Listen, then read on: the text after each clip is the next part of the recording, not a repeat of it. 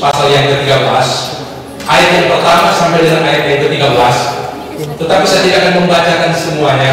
Saya akan membaca dari ayat yang pertama, ayat yang sampai dengan ayat yang kemudian saya langsung melangkah ke 13. Firman Tuhan berkata demikian: sekalipun aku dapat berkata-kata dengan semua bahasa manusia dan bahasa malaikat, tetapi jika aku tidak mempunyai kasih, aku sama dengan gong yang berkumandang dan canang yang gemerincing.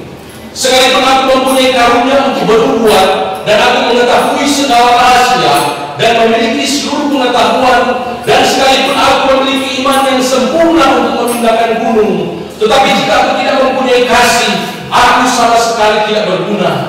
Dan sekalipun aku membagi-bagikan segala sesuatu yang ada padaku, bahkan menyerahkan tubuhku untuk dibakar, tetapi jika aku tidak mempunyai kasih, sedikit pun tidak ada faedahnya bagiku.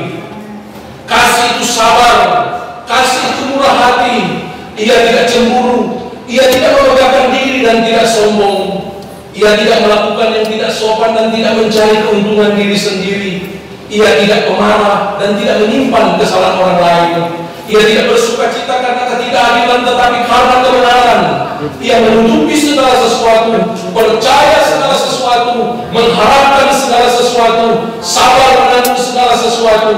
Demikianlah tinggal ketiga hal ini, yaitu iman, pengharapan, dan kasih. Dan yang paling besar diantaranya ialah kasih. Saya memberi tema firman Tuhan pada saat ini, yaitu tentang kasih. Kasih gampang diucapkan, tetapi sukar dilakukan oleh orang yang belum mengenal Tuhan dengan sungguh-sungguh. Bagi orang dunia mungkin ini sangat sulit, tetapi Yesus atau firman Allah berkata, perintah-perintahku itu tidak berat, asal kita mengasihi Tuhan. Maka semua perintah-perintah Tuhan dapat kita lakukan dengan pertolongan Roh Kudus. Terlebih lagi kita yang sudah dirapi oleh Roh Kudus, kita akan melakukan firman Allah tanpa diperintahkan, karena Roh Kudus itu dalam hati kita. Dia akan menggerakkan kita, dia akan memimpin kita, menuntun kita kepada segala kebenaran, sehingga kebenaran itu akan kita lakukan dalam kehidupan kita hari lepas hari. Amin. Nah, ada beberapa kebenaran yang berkaitan dengan kasih yang dapat kita aplikasikan di dalam kehidupan kita. Yang pertama-tama saya dapatkan dari perikop ini, kita harus menjalankan karunia-karunia rohani di dalam kasih dan didasarkan dengan kasih. Kalau kita melihat di dalam 1 Korintus pasal yang ke-12 ayat yang ke-31, Rasul Paulus mengajarkan akan kebenaran ini. Dia berkata kepada jemaat-jemaatnya dari Korintus, jadi berusaha untuk memperoleh karunia-karunia yang paling utama, dan aku menunjukkan kepadamu jalan yang lebih utama. Kata jalan yang lebih utama ini diterjemahkan dari kata Yunani hodon uperbolon, yang berarti jalan yang lebih unggul, yang berarti keadaan yang luar biasa. Artinya melayani dengan didasarkan atas kasih itu adalah suatu jalan yang lebih unggul, yang luar biasa. Amin. Bukankah terkadang kita berpikir kalau ada orang yang menumpahkan tangan atas orang yang sakit, orang itu sembuh? Ketika ada orang yang berkata-kata dalam bahasa roh dan ada yang menafsirkan, itu peristiwa yang luar biasa. Dia bisa memiliki pengetahuan, dia bisa memiliki karunia-karunia mujizat, menyembuhkan, mengusir setan. Itu hal yang luar biasa, dan memang betul itu hal yang luar biasa. Tetapi firman Allah berkata, kasih itu adalah hal yang luar biasa. Dia lebih unggul daripada karunia-karunia. Hodon uperbolon. Ini bukan bahasa Belanda, ini bahasa Ibrani. Rasul Paulus mengingatkan kepada jemaat-jemaat di Korintus, aku akan tunjukkan mana yang lebih utama, mana yang lebih unggul, mana yang lebih luar biasa, yaitu kasih yang diajarkan di dalam pasal yang ke-13. Kita melihat landasannya dalam ayat yang pertama sampai yang ketiga. Dia memberitahukan kepada jemaat-jemaat di Korintus, dan yang sebenarnya ini dia sedang mengkritisi dirinya sendiri. Apakah Rasul Paulus punya karunia? Dia memiliki multi karunia. Dia bisa membangkitkan anak yang jatuh dari lantai tingkat daripada satu gedung pertemuan. Dia membangkitkan anak yang sudah mati. Tetapi dia berkata di dalam ayat yang pertama ini, dia berkata, sekalipun aku dapat berkata-kata dengan semua bahasa manusia dan bahasa malaikat, tetapi jika aku tidak mempunyai kasih, aku sama dengan gong yang berkumandang dan canang yang gemerincing.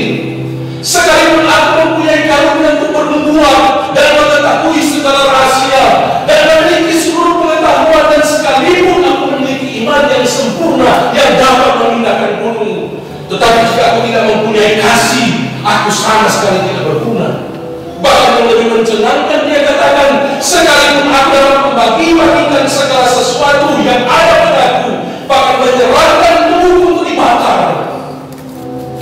Ini biasanya orang martir yang mau mati untuk Yesus Kristus. Tetapi jika itu katanya dilakukan dengan tidak didasarkan oleh kasih, tetapi jika aku tidak mempunyai kasih, sedikit pun tidak ada faedahnya lagi. Di Yunani ada sebuah monumen yang berisi tulisan Santo Sedas, orang India menjadi Barbosa, sesuai dengan adat istiadat bangsa Indian, telah menjadikan dirinya abadi dan berbaring di sini. Sarmano Sedas ini dia membakar dirinya di hadapan banyak orang, tetapi dengan didasarkan kesombongan ingin menonjolkan diri sendiri supaya dia dianggap sebagai seorang yang luar biasa, dan dia akan menjadi abadi di mata orang-orang yang mengagumi dia. Kalau pengorbanan ini yang dilakukan oleh anak-anak Tuhan didasarkan dengan kesombongan, bukan didasarkan oleh kasih Kristus, aku melakukan ini untuk Tuhan Yesus Kristus, maka Rasul Paulus berkata, sedikit pun itu tidak ada faedahnya bagiku. Artinya apa?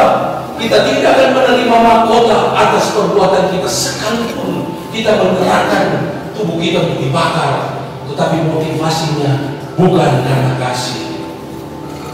Memang melayani dengan karunia-karunia seperti yang tertulis dalam 1 Korintus pasal yang ke-12 ayat yang ke-8. Saudara bisa membaca karunia-karunia, baik itu karunia hikmat, berkata-kata dengan pengetahuan, iman, menyembuhkan, mujizat, bernubuat, membedakan bermacam-macam roh, berkata-kata dengan bahasa roh, menafsirkan bahasa roh, melayani, mengajar, menasihati, membagi-bagikan, memimpin, memberi tumpangan, menjadi pengurus dan berbicara, seperti yang terdapat juga dalam Roma pasal yang ke-12, 1 Petrus pasal yang ke-4. Semua karunia-karunia ini baik. Amin. Akan tetapi semua karunia ini tidak akan ada artinya, atau tidak ada gunanya, atau tidak akan ada faedahnya bagi kita. Bahkan semua ini diibaratkan oleh Rasul Paulus, kalau tanpa kasih akan sama seperti gong yang berkumandang dan canang yang gemerincing. Pada saat Rasul Paulus menyampaikan kebenaran ini, dia teringat bagaimana ada kuil-kuil berhala Dionysus dan Cybele yang ada di Korintus. Ketika mereka mengadakan ritual-ritual itu begitu berisik, dan mungkin ketika Rasul Paulus sedang menulis, atau ketika mungkin dia sedang mempersiapkan khotbah, itu menyakitkan telinganya, dan dia katakan, demikianlah kalau kita menjalankan karunia-karunia dengan tidak didasarkan oleh kasih, maka akan menjadi sama seperti kegaduhan yang terjadi ketika terjadi perayaan ritual-ritual di kuil-kuil berhala di Dionysus dan di Cybele yang ada di kota Korintus, dan jemaat di Korintus tahu benar hal ini. Bukankah justru yang membuat terjadi kekacauan, kegaduhan di dalam gereja, dalam organisasi, mereka bukan orang-orang yang tidak bisa berbuat apa-apa. Mungkin mereka memiliki karunia-karunia yang seperti yang saya katakan tadi di Amos, yang spektakuler, tetapi karena tanpa kasih sehingga menimbulkan kesombongan. Dan mungkin ketika ditegur yang lebih junior, ditegur mungkin oleh yang lain, dia sakit hati karena sombong, dan akhirnya dia mulai melakukan apa yang tidak berkenan kepada Tuhan.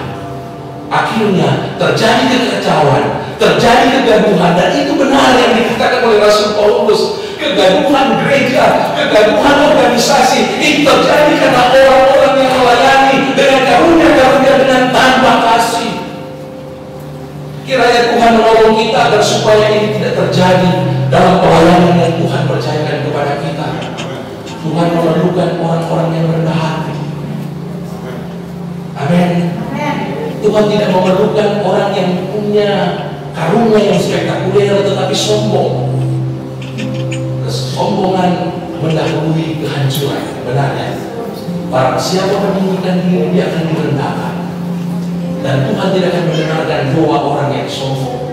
Yang didengarkan doa si pengunjung baik, yang menundukkan kepala sambil menekuk-nekuk dada. Tuhan, kasihanilah aku. Sementara ahli Taurat katanya orang Farisi yang berdoa dengan penuh kesombongan, tidak didengarkan doanya. Seorang teolog berkata begini, untuk itu pada waktu menggunakan karunia rohani, pastikan kita memahami tempat yang tepat dari karunia-karunia itu di dalam skema kesungguhan dari berbagai hal. Ketika kita melayani, kita harus ingat bahwa kasih adalah yang terutama. Amin. Karena kasih mengandung hal-hal yang mulia. Ayat 4 sampai ayat 7. Dan kasih itu tidak berkesudahan. Hubungan akan berakhir, bahasa akan berhenti, pengetahuan akan lenyap, tetapi kasih tidak berkesudahan. Bahkan dibandingkan dengan iman pengharapan, kasih yang lebih besar daripada iman, daripada pengharapan yang ada di dunia ini. Kita harus mengingat fakta ini. Kata John Wycliffe, saya mengutip dari buku komentarnya, bukan karunia tetapi kasih Kristus. Untuk itu kasih harus menjadi motivasi melingkupi setiap pelayanan karunia-karunia kita. Amin. Haleluya. Kasih memberikan jawaban pada pertanyaan sepanjang masa yang ada pada saat ini. Apakah yang terbaik di dalam hidup ini? Yang terbaik dalam hidup ini bukanlah karunia, tetapi kasih Kristus. Amin. Hanya kasih Kristus yang dibutuhkan oleh dunia ini. Hanya kasih Kristus yang dibutuhkan oleh anggota keluarga kita, oleh sesama jemaat kita. Bukan hal-hal yang lain, tetapi kasih Kristus. Untuk itu kita harus mendasarkan pelayanan kita, karunia yang Tuhan berikan kepada kita. Kita jalankan dengan kasih Kristus. Sifat dari kasih ini dipersonifikasi oleh Paulus dalam ayat yang ke-4 sampai yang ke-7. Personifikasi ini berarti satu benda mati tetapi dibuat hidup. Kasih ini dibuat hidup oleh Rasul Paulus, seakan-akan dia itu makhluk hidup, dan dia menyampaikan kebenaran-kebenaran dalam ayat 4 sampai dengan ayat yang ke-7 ini tentu dengan dua tujuan. Yang pertama, Rasul Paulus bermaksud menunjuk kepada kesalahan-kesalahan khas yang dibuat oleh orang Korintus. Dan apa yang dilakukan oleh Rasul Paulus ini berhasil memecahkan semua persoalan yang mereka hadapi. Buktinya apa? Kalau saudara membaca dalam 1 Korintus pasal yang ketiga, ayat yang ketiga, Rasul Paulus mencela mereka dan mengatakan kamu itu manusia duniawi. Tetapi setelah dia menyampaikan firman Tuhan ini dan firman Tuhan yang lain, dia menegur dengan keras. Dia menyatakan kesalahan mereka. Dalam 2 Korintus pasal yang ketiga, dia memuji mereka dan dia berkata, kamu adalah surat Kristus yang dapat dibaca, surat Kristus yang ditulis oleh pelayanan yang Tuhan percayakan kepada kami. Kemudian yang kedua, firman Tuhan ini dituliskan dengan tujuan ini merupakan gambaran kehidupan dan watak daripada Tuhan Yesus Kristus. Artinya, kebenaran firman Tuhan yang saudara dengarkan pada sore hari ini bermanfaat untuk memperbaiki kasih kita mungkin yang kurang atau belum sempurna, dan untuk menolong kita dapat mengenal dan menjadi sama seperti Tuhan Yesus Kristus. Bukankah itu tujuan hidup saya dan saudara? Rasul Paulus katakan yang kuhendaki ialah mengenal Dia, menjadi serupa dengan Dia, bukan hanya dalam kehidupan, bukan hanya dalam penderitaan. Bahkan Rasul Paulus katakan menjadi serupa dengan Dia dalam kematian. Saya tak tahu apakah di antara kita punya tujuan hidup yang seperti ini. Nanti Tuhan akan membawa saudara ke level iman yang seperti Rasul Paulus. Tetapi biar tujuan hidup kita sekarang adalah menjadi serupa dengan Tuhan Yesus dalam kehidupan ini, menghasilkan buah, menjadi berkat, menjadi kesaksian, menjadi kehidupan yang berbau harum, sehingga dimanapun kita berada, kita membawa keharuman Injil Tuhan Yesus Kristus. Dimanapun kita berada, orang akan mengenal bahwa dia orang Kristen, bahwa dia anak Tuhan, bahkan dia jemaat CWSG Cikarang. Amin.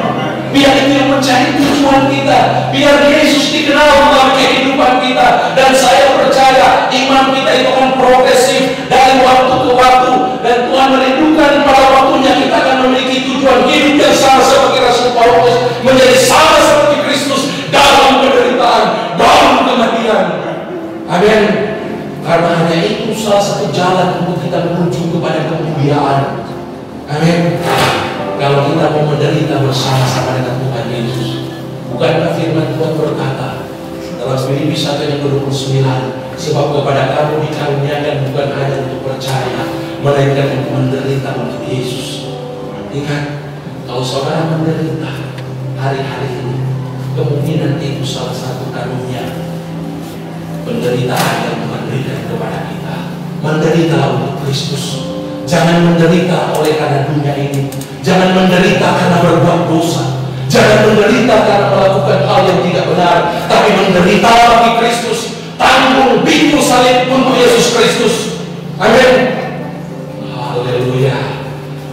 Kebenaran yang kedua, hidup di dalam kasih berarti kita mau dibentuk dan diperbaiki oleh firman Tuhan, sehingga kita bisa mengenal dengan benar siapa Tuhan Yesus Kristus. Kalau yang pertama, kasih itu harus menjadi dasar, kasih itu harus menjadi landasan pelayanan kita, karunia-karunia rohani yang Tuhan percayakan kepada kita. Yang kedua, hidup di dalam kasih berarti kita mau dibentuk, kita mau diperbaiki oleh firman Tuhan. Dan kalau saudara membaca dalam 2 Timotius pasal yang ketiga dan ke-16, firman Allah berkata, segala tulisan yang diilhamkan oleh Allah memang bermanfaat untuk mengajar, kemudian yang kedua untuk menyatakan kesalahan, kemudian yang ketiga untuk memperbaiki kelakuan, dan yang keempat mendidik orang dalam kebenaran. Dengan tujuan untuk apa? Supaya tiap-tiap manusia kepunyaan Allah diperlengkapi untuk setiap perbuatan baik. Kalau saudara mendengarkan firman Tuhan ini dan hati saudara tersayat-sayat, percayalah saudara sedang diperbaiki. Buah anggur, ranting-ranting yang dibersihkan, bukan yang tidak berbuah. Yohanes pasal yang 15. Justru kalau kita menghasilkan buah anggur yang berbuah itu akan dibersihkan supaya buahnya semakin besar, buahnya semakin segar, akan berdampak, akan menjadi berkat bagi banyak orang. Demikian juga dengan saudara dan saya. Kalau kita beriman kepada Tuhan, kita sedang berbuah dalam hidup ini, Tuhan akan bersihkan saudara. Dan sarana Dia membersihkan saudara, yang pertama dan yang terutama adalah firman Allah. Karena memang firman Allah itu adalah pedang roh. Firman Allah itu adalah perlengkapan senjata Allah. Untuk apa? Bukan hanya menyerang iblis dengan antek-anteknya, tetapi firman Allah itu adalah pedang bermata dua. Firman Allah yang kita baca itu bukan hanya kita beritakan dan menjadi keselamatan bagi orang lain, membebaskan orang-orang yang menderita, mengusir setan-setan, tetapi firman Allah yang kita baca, yang kita dengar akan memperbaiki sendi-sendi, sum-sum hati kita, pikiran kita yang tidak benar, dibersihkan oleh firman Allah. Untuk itu, mari kita menjadikan pada hari-hari ini membaca dan merenungkan firman Allah siang dan malam, menghafal firman Allah siang dan malam. Itu menjadi prioritas saya dan saudara. Itu menjadi saat-saat teduh yang tidak bisa diganggu dengan apapun juga. Mendengarkan firman Allah, membaca firman Allah. Amin. Karena itu akan memperbaiki kehidupan kita. Firman Tuhan ini dalam ayat yang keempat sampai yang ketujuh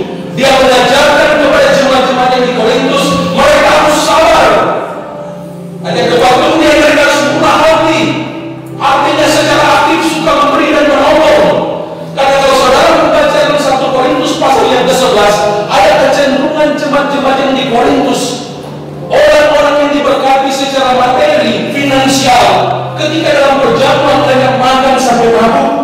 Sementara jemaat-jemaat yang lapar, tidak punya apa-apa, tidak mungkin punya penghasilan yang tetap, mereka sampai mungkin pusing karena tidak makan, dan yang lain berpesta pora. Rasul Paulus katakan, mengapa kamu menghinakan jemaat Allah, memalukan apa yang kamu lakukan? Apakah kamu harus memuji? Tidak, aku tidak memuji kamu. Untuk itu Alkitab mengajarkan kepada kita pada sore hari ini, kasih itu murah hati. Karunia yang kita jalankan tanpa didasarkan kemurahan hati. Bagaimana mungkin kita bisa berkhotbah? Bagaimana mungkin kita bisa mengusir setan? Tetapi ada orang yang lapar di bawah kaki kita, ada orang yang lapar di sebelah rumah kita, ada orang yang lapar di sebelah toko kita. Kita hanya tutup mata. Di mana kasih Kristus yang ada oleh karena kita? Kristus dihujat. Oleh karena Tuhan, banyak orang menjadi batu sandungan. Mereka tersandung dalam pengertian mereka tersandung untuk datang kepada Yesus. Amin. Dan Tuhan mencela jemaat-jemaat yang ada di Korintus. Mereka hebat karunia-Nya, tetapi ketika perjamuan Tuhan bukan seperti kita makan roti, makannya. Ya, makan bawa makanan. Ya, saya lihat di kota Manado masih ada seperti itu. Perjamuan bawa makanan, makan semua. Kemudian kasih itu tidak cemburu. Ini berkaitan dengan jemaat-jemaat yang mungkin karunia-Nya tidak menonjol. Rasul Paulus katakan, jangan cemburu dengan orang yang bisa berkhotbah. Jangan cemburu dengan orang yang mungkin bisa menjadi pemimpin komsel. Jangan cemburu dengan orang yang bisa mengusir setan. Mungkin kamu karunia-Nya cuma berdoa, karunia-Nya mungkin hanya memberi tumpangan, proses naik jabatan kendaraan. Mari kita antar. Atau karunia saudara mungkin hanya menasihati. Ya, jangan cemburu dengan orang yang punya karunia yang lain. Itu kata Rasul Paulus. Kemudian dia tidak membanggakan diri dan tidak sombong, tidak suka pamer atau mencari tepukan tangan, tidak melakukan yang tidak sopan dan tidak mencari keuntungan diri sendiri. Kasih itu tidak memarah atau mudah tersinggung. Kemudian kasih tidak menyimpan kesalahan orang lain. Dia tidak merencanakan kejahatan dan dia tidak membuat daftar tentang apa yang salah akan orang lain. Dia tidak bersuka cita karena ketidakadilan, tetapi dia bersuka cita karena kebenaran. Ayat ini mengacu kepada 1 Korintus pasal yang kelima, ayat yang pertama sampai yang ke-13. Ketika ada anak-anak yang menikah dengan istri bapaknya, Rasul Paulus sampai kaget dia. Kemudian dia katakan, jauhkan mereka dari jemaat. Tapi yang Rasul Paulus tekankan di sini bukan soal itu, memisahkan mereka. Rasul Paulus katakan, mengapa kamu tidak berbuat apa-apa? Mengapa kamu tetap bersuka cita? Ada orang yang jatuh dalam dosa. Bukankah Yesus datang ke dunia ini untuk mencari dan menyelamatkan yang terhilang? Bukankah Yesus datang ke dunia ini, dia pergi ke rumah-rumah orang dusta, dia pergi ke kantor-kantor pemungut cukai, para koruptor, dia ada di tengah-tengah mereka, sehingga mereka mengatakan dia itu sahabat orang berdosa. Rasul Paulus mengingatkan kepada mereka, kalau ada orang yang jatuh dalam dosa yang seperti itu, kita harus menuntun mereka di dalam roh lemah lembut, menuntun mereka supaya mereka tidak binasa, memberikan disiplin. Jangan kita membiarkan orang-orang yang seperti ini, karena Allah tidak menghendaki seorang pun anaknya itu binasa, melainkan supaya seorang bertobat. Apakah aku menghendaki kematian orang fasik? Tidak. Tuhan tidak pernah menghendaki kematian orang yang jatuh dalam dosa. Sama seperti dia menatap Petrus 3 kali dia menyangkal Yesus, tapi Yesus menatap dia dengan penuh kasih yang membuat hati Petrus itu sampai hari ini. Mari kita lakukan seperti yang pemazmur katakan, tiap hari aku mencucurkan air mata melihat orang-orang yang tidak taat kepada Taurat Tuhan. Jangan kamu bersuka cita melihat kejatuhan orang lain. Itu pesan Rasul Paulus. Jangan bersuka cita karena ketidakadilan, tapi bersuka cita karena kebenaran. Ia menutupi segala sesuatu, percaya segala sesuatu. Artinya, anak-anak Tuhan tidak boleh serba curiga. Anak-anak Tuhan harus menganggap orang lain punya maksud baik. Atau kata lain, jangan sampai kita kehilangan kepercayaan kepada keluarga kita, kepada sesama jemaat kita, bahkan kepada pelayan-pelayan Tuhan. Ada medianya. Kalau saudara tidak mengerti, bicara empat mata. Tapi saya dianjurkan, kalau ada persoalan dalam hubungan, jangan langsung bertemu dengan orangnya, berdoa, dan biar Tuhan yang akan menuntun, biar Tuhan yang akan membimbing kita. Dan saya percaya orang-orang yang diurapi oleh Roh Kudus, terkadang itu masalah bukan diselesaikan ketika bertemu muka dengan muka, tetapi ketika dia bertemu muka dengan Allah, bertemu muka dengan Roh Kudus, dan Roh Kudus menjaga dia, sehingga dia bisa diupahkan mengampuni pada saat dia bertemu dengan Allah. Bukankah itu yang dialami oleh Yesaya pasal yang ke-6? Dia menatap Allah Israel, dan dia melihat dirinya yang najis di diri, dan dia memberi diri. Inilah utuslah aku, tanpa disuruh orang lain, tanpa ditarik oleh orang lain, karena dia bertemu dengan Tuhan.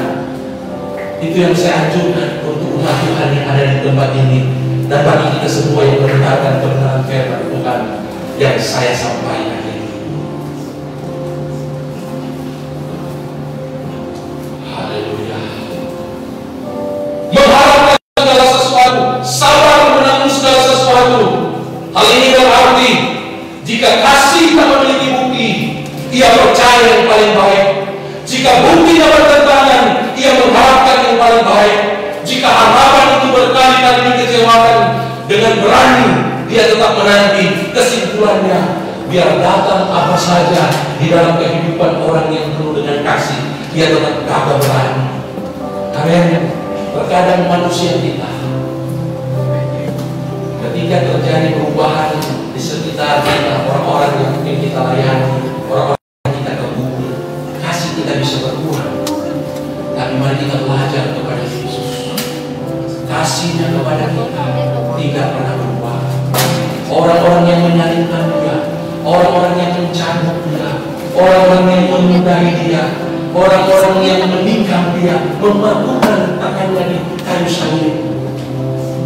Tapi dia berkata, Bapa, ampunilah mereka, karena mereka tidak tahu apa yang mereka berbuat melawan Tuhan. Karena dia tahu dia datang ke dunia ini untuk menyelamatkan mereka. Bukankah kita adalah pengikut Kristus? Bisakah sikap ini, komitmen ini ada pada kita? Aku tahu aku datang ke dunia ini, ditempatkan di daerah ini, supaya melalui kehidupan banyak orang diselamatkan. Jadi apapun yang mereka berbuat kepada kita, kita tetap mengasihi mereka, tetap berdoa untuk mereka. Amin. Tetap mencari berkat bagi mereka. Bukankah ketika orang berbuat jahat kepada saudara dan saya, kita balas dengan kebaikan? Roma pasal yang ke-12 berkata itu akan seperti menaruh bara api di atas kepala. Artinya dia akan menyesal, dia akan bertobat. Satu waktu saya ada di kota Tomohon, di pasar Tomohon. Kemudian ada seorang bapak, ada latar belakangnya, dia memukul saya dengan besi. Orang-orang di sekitar tahu saya mantan petinju nasional. Ini waktunya. Ya pukul saya, tonjok sini, saya tangkis dan kemudian orang yang diberkati oleh Roh Kudus, bukan untuk tapi berkat akan keluar. Saya katakan, diberkatilah Bapak, berkat, diberkatilah Bapak. Saya tinggalkan dia.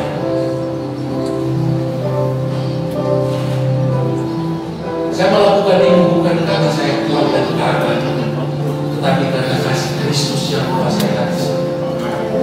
Dulu 2000 tahun yang lalu Kristus menerima pukulan untuk kita, untuk saya dan saudara. Biarlah sekarang kita menerima pukulan untuk Kristus yang sudah ada di surga. Amin. Supaya orang-orang yang ada di sekitar kita, supaya Bapak ini bisa mengetahui, mengenal betapa dalamnya kasih Kristus melalui sikap saya dan saudara. Sampai kapan mereka akan melihat Yesus? Sampai kapan mereka akan datang kepada Yesus kalau kita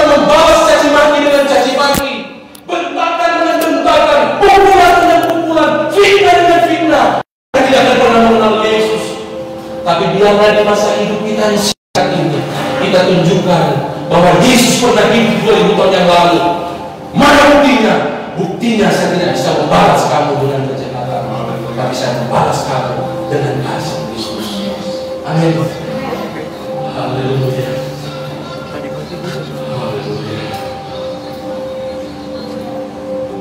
Ada dua cara yang saya ingin sampaikan kepada saudara, bagaimana agar kasih ini bisa memenuhi kehidupan kita. Yang pertama, kita berbanyak berdoa. Prioritas kita dalam doa jangan meminta hal-hal yang lainnya, tapi mintalah seperti Paulus meminta, aku berdoa supaya kamu jemaat-jemaat yang ada di Efesus dengan segala orang kudus dapat memahami betapa lebarnya dan panjangnya, tingginya, dalamnya kasih Kristus, supaya kamu dapat mengenal kasih itu sekalipun yang melampaui segala pengetahuan. Aku berdoa supaya kamu dipenuhi dalam seluruh kepenuhan Allah. Banyak berdoa, Tuhan, tolong aku Tuhan, supaya aku bisa sabar. Tolong aku Tuhan, supaya aku bisa murah hati. Tuhan, tolong supaya aku tidak menjadi pribadi yang tidak pemarah, tidak bersukacita atas ketidakadilan.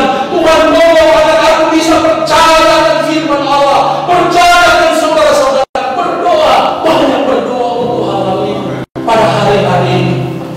Karena ini merupakan aplikasi dari Matius 6:33, tetapi carilah dulu kerajaan Allah dan kebenarannya, akan ditambahkan hal-hal yang lahiriah itu bonus yang menyertai, mengikuti, itu kebajikan, kemurahan, itu fasilitas yang Tuhan berikan kepada kita ketika kita hidup di dalam kasih, ketika kita membalas kejahatan dengan kebaikan. Itu akan menyertai kehidupan saya dan saudara. Amin. Haleluya. Saya tahu apakah Tuhan mau menemukan apa yang saya lakukan. Setahun yang lalu tiba-tiba ada jemaat yang katakan, Pak, Bapak mau pergi ke Israel sama istri, kami biayai semuanya. Itu hanya salah satu contoh. Ada banyak kebaikan-kebaikan yang akan mengikuti kita. Mana saya mampu, ya, pendeta dengan persembahan kasih, tapi Tuhan kita mampu. Amin. Kita dimuliakan oleh Tuhan. Amin. Haleluya. Dan yang paling utama, damai sejahtera itu akan melimpah dalam kehidupan kita ketika kita melakukan kasih dalam kehidupan ini. Kemudian yang kedua, kita harus sungguh-sungguh mendengar firman Tuhan dan melakukan firman Tuhan. Yakobus 1:22. Jangan kita menunda-nunda apa yang kita dengarkan pada sore hari ini. Jangan kita seperti anak yang sulung. Dalam Matius 21:29, bapaknya menyuruh dia melakukan tugasnya. Dia katakan, baik Bapak, tetapi dia tidak mau pergi. Kita harus melakukan firman Allah ini, yaitu kasih ini, karena Yesus sendiri yang memerintahkan kita dalam Yohanes 15 ayat 12, supaya kamu saling mengasihi seperti aku telah mengasihi kamu. Bagaimana aplikasinya dalam kehidupan kita secara khusus pada masa-masa pandemi COVID-19 ini? Yang pertama, 1 Korintus 13 ayat 4-7, itu harus kita aplikasikan, kita harus taati dalam kehidupan ini. Salah satunya apa? Yaitu soal murah hati tadi. Dengan menolong sesama jemaat maupun sesama manusia yang mengalami penderitaan, yang mana mungkin mereka sebelum COVID ini terjadi, mereka mengalami kekurangan. Ya, sebelum COVID mereka sudah menderita. Apalagi dengan keadaan saat ini. Dan saya beritahukan saya dan saudara, jika mereka belum kita tolong saat ini, persoalannya bukan karena mereka sudah dapat memenuhi kebutuhan mereka. Mungkin oleh karena sifat, oleh roh anak sulung itu yang masih menguasai hati dan pikiran kita, atau mungkin karena roh manusia duniawi daripada jemaat-jemaat yang di Korintus masih menguasai hati dan pikiran kita. Untuk itu, di dalam nama Yesus, oleh kuasa kudus, setiap roh anak sulung itu kita singkirkan dalam pikiran kita. Setiap roh dunia itu disingkirkan dan katakan pada hari ini, aku milik Tuhan. Aku mau menjadi pelaku firman Allah. Aku mau hidup dalam kasih. Mungkin saudara berkata, saya mungkin orangnya yang memerlukan pertolongan. Saya mengalami mungkin kekurangan penderitaan. Ingat jemaat-jemaat di Makedonia. Ini tidak berbicara soal status sosial, apa yang saudara punya dan yang kita punya. Ini bicara hati. Saudara tidak hanya harus memberikan harta. Jemaat di Makedonia, sekalipun mereka sangat miskin, kalau Alkitab katakan sangat miskin berarti tidak punya apa-apa. Sekalipun mereka dicobai dengan berbagai masalah, tetapi mereka kaya dalam kasih. Amin. Jadilah jemaat-jemaat Makedonia pada hari ini, sehingga kita bisa menolong saudara-saudara kita, paling tidak mendoakan mereka, paling tidak memberikan kekuatan kepada mereka, bangkitkan iman mereka. Dan kalau saudara punya harta, bagikan juga untuk mereka. Karena 1 Yohanes 3 yang 17 berkata, barang siapa mempunyai harta duniawi dan melihat saudaranya menderita kekurangan, tetapi menutup pintu hatinya terhadap saudaranya itu, bagaimana kasih Allah dapat tetap di dalam dirinya? Anak-anakku, marilah kita mengasihi bukan dengan perkataan atau dengan lidah, tetapi dengan perbuatan dan dalam kebenaran. Amin. Amin. Dan yang kedua, marilah kita melakukan semuanya ini dengan didasarkan oleh kasih Kristus. Ayat yang terkenal berkata, demikianlah kita ketahui kasih Kristus, yaitu Dia telah menyerahkan nyawanya untuk kita. Jadi kita pun, siapa katanya? Kita, saya dan saudara, wajib menyerahkan nyawa kita untuk saudara-saudara kita. Haleluya. Kalau ada 0 sampai 100, menyerahkan nyawa 100, menyerahkan harta 0. Mungkin iman kita belum sampai menyerahkan nyawa, tapi serahkan dulu harta kita, waktu kita, kasih kita kepada mereka. Amin. Pasti saatnya kita akan menyerahkan nyawa kita untuk saudara-saudara kita. Kasih merupakan kekuatan paling besar di alam semesta ini, dan sumber sejatinya serta ungkapan paling jelasnya adalah Golgota. Semua yang saudara dan saya lakukan dalam hidup ini, ingat kasih Kristus di Golgota. Amin. Untuk itu, demikianlah tinggal ketiga hal ini: iman, pengharapan, dan kasih. Saat di antaranya ialah kasih Kristus di Golgota. Pegang teguh itu. Kasih Kristus di Golgota. Pegang itu anak-anak muda. Jangan tinggalkan Yesus oleh karena pasangan hidup. Para pebisnis, jangan tinggalkan Kristus oleh karena bisnis. Para orang tua, jangan tinggalkan Kristus oleh karena kesusahan, oleh karena penderitaan di dunia ini. Bahkan untuk hamba Tuhan juga. Jangan karena beratnya pergumulan pelayanan, kita tinggalkan pelayanan. Karena apa? Kasih Kristus di Golgota sudah menyelesaikan semuanya. Dia sedang menanti kita di ujung jalan. Kita sedang berjalan di jalan yang menuju kepada kemuliaan. Kemuliaan yang akan kita terima kelak. Roma 8 ayat 18. Penderitaan ringan zaman sekarang tidak dapat dibandingkan dengan kemuliaan yang akan kita terima kelak. Amin. Amin. Amin. Tuhan Yesus kiranya memberkati Pendeta Yunis, Ibu, keluarga hamba Tuhan, jemaat GCCS, Ibu Cikarang, bagi kemuliaan nama Tuhan. Amin. Haleluya. Mari kita berdoa. Terima kasih Tuhan, hamba bersyukur kepadamu. Karena firman Tuhan sudah disampaikan. Itu jadilah kepada kami seperti yang kau firmankan. Dalam nama Yesus, hamba sudah